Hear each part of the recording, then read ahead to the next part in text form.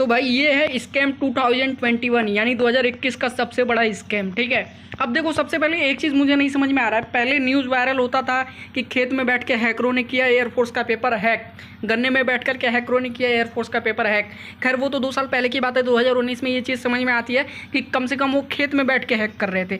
और फिलहाल हालत अब 2021 में ये हो गई है कि पूरा क्वेश्चन ही जो है कैंडिडेट के सामने मिल जा रहा है कि लो भाई देखो यही क्वेश्चन आपके पेपर में आ रहा है, यही क्वेश्चन आया है। ठीक है, मतलब पूरा क्वेश्चन ही लीक हो जा रहा है। और इतनी बड़ी ये लापरवाही है एयरफोर्स की और सीडक की, जिसको माफ़ नहीं किया जा सकता है। मैं मानता हूँ अगर कोई टेक्निकल इशू भी है तो क्वेश्चन आउट कैसे हो गए, इस तरह क्वेश्चन का फोटो खींच के कोई बाहर कैसे कर सकता है। ऑनलाइन एग्जाम में अभी तक ऐसा फ्रॉड नहीं देखा गया था।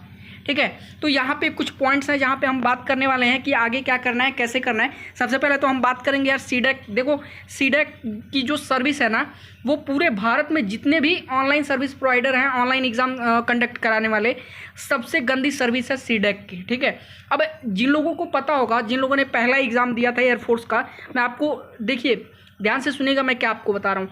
जिन लोगों को पता होगा, जिन लोगों ने एयरफोर्स का पहला एग्ज़ाम दिया होगा, उन लोगों ने देखा होगा सीडक ने जो सबसे पहला एग्ज़ाम कराया था एयरफोर्स का, जो सबसे पहली बार ऑनलाइन हुआ था, वो एक वेब ब्राउज़र पे हुआ था। इनका खुद का अपना एक सॉफ्टवेयर भी नहीं था कि ये अपना जो है एग्ज़ाम सॉफ्टवेयर पे करा सकें, वेब ब्राउज़र पे इन्होंने जो है कराया था। ठीक है, अब दूसरी बात ये है कि देखो पहले क्या होता था, जब शुरू में ये आए थे कि आपको जो है 10 किलोमीटर के अंदर ही आपके घर के मिल जाता था एग्ज़ाम सेंटर की, जाओ भाई एग्ज़ाम देके घर चले आओ। ठीक है, ऐसे। लेकिन फिर जब हैकिंग्स के मामले आने शुरू हो गए कि पेपर हैक हो गया, फिर ये हो गया, वो हो गया।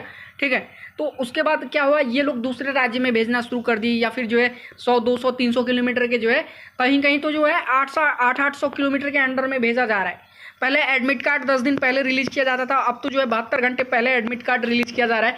फिर भी ऐसे स्कैम्स क्यों हो रहे हैं? ठीक है, अब एक बात बताओ, लोग कह रहे हैं कि चलो मान लो मैं समझता हूँ कि कोई टेक्निकल इशू रहा होगा। ठीक है, तो सीडैक को इस चीज़ को फिक्स करने की ज़रूरत है सीडैक को। ठीक है, अगर मैं टेक्निकल इशू कैसे हो गया, और दूसरी बात टेक्निकल इशू अगर हो गया तो ये क्वेश्चन पेपर कैसे बाहर आ गए। कई लोग कह रहे हैं कि बच्चे जो है अंदर चले गए, सेकेंड शिफ्ट का जो वहाँ पे अम्बाला में जो एग्ज़ाम हुआ था, वहाँ पे बच्चे जाकर के फ़ोन से जो है क्वेश्चन खींच करके भेजे। तो एक बात बताओ, वहाँ पे जो एयरफोर्स के ऑफिसर थे या फिर जो इन्विजिलेटर थे आपके उससे एग्ज़ाम सेंटर पे, वो लोग क्या कर रहे थे? इस चीज़ पे एयरफोर्स को कम से कम स्ट्रिक्ट डिसीजन तो लेना चाहिए कि आखिर में आप लोग क्या कर रहे थे, कि कैंडिडेट जो है मोबाइल लेकर के अंदर कैसे चले गए।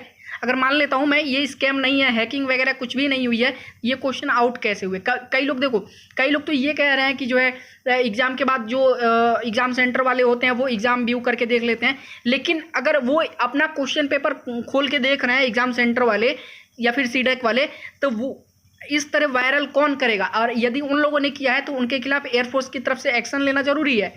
क्यों नहीं लिया जाएगा इस पर एक्शन? दूसरी चीज़ देखिएगा, इस सीडैक की अभी जैसा कि मैंने आपसे कहा कि कुछ इंपॉर्टेंट फैक्ट्स बताऊंगा।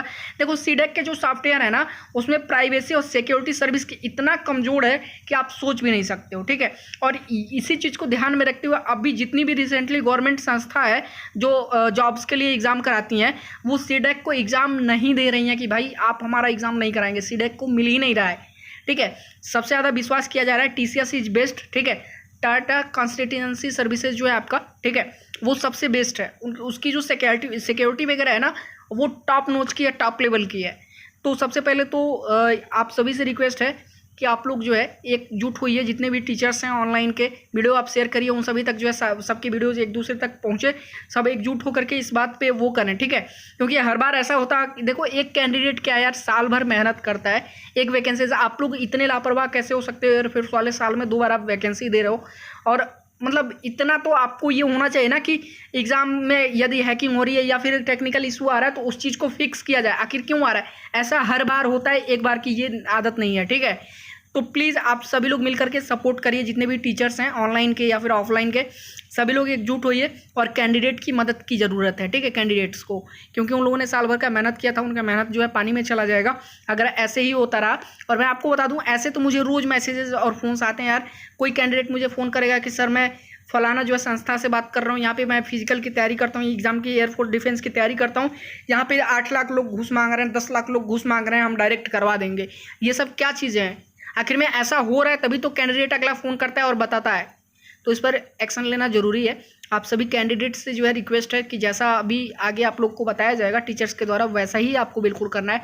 और मेल करना है एयरफोर्स को कि या तो सारा एग्ज़ाम जो है रद्द किया जाए या फिर उस पार्टिकुलर जो सेंटर है उसकी पूरी तरह से जो है इन्वेस्टिगेशन की जाए, सही तरीके से जो है जांच किया जाए कि आखिर में वहाँ पे रियलिटी में हुआ क्या था। बाकी इस वीडियो को शेयर कर दीजिए, वीडियो पे नए हैं तो चैनल को सब्सक्राइब कर लीजिए और वीडियो को लाइक करके इसे शेयर करिए। चलिए फिर मिलते हैं नेक्स्ट वीडियो में, तब तक के लिए धन्यवाद।